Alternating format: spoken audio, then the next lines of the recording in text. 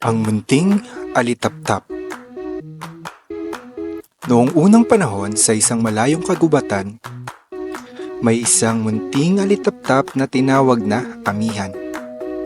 Si Amihan ay may makulay na mga pakpak at naglalakbay sa gabi upang magbigay liwanag sa mga madilim na lugar.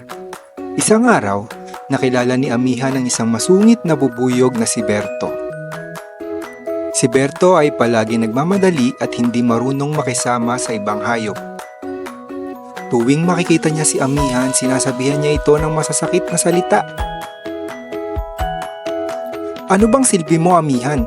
bulong ni Berto. "Wala kang ibang ginagawa kundi magliwanag. Hindi ka naman kagaya ko na may malasakit sa iba." Nasaktan si Amihan sa mga sinabi ni Berto pero hindi siya sumuko. Isinagawa niya ang kanyang tungkulin ng buong puso.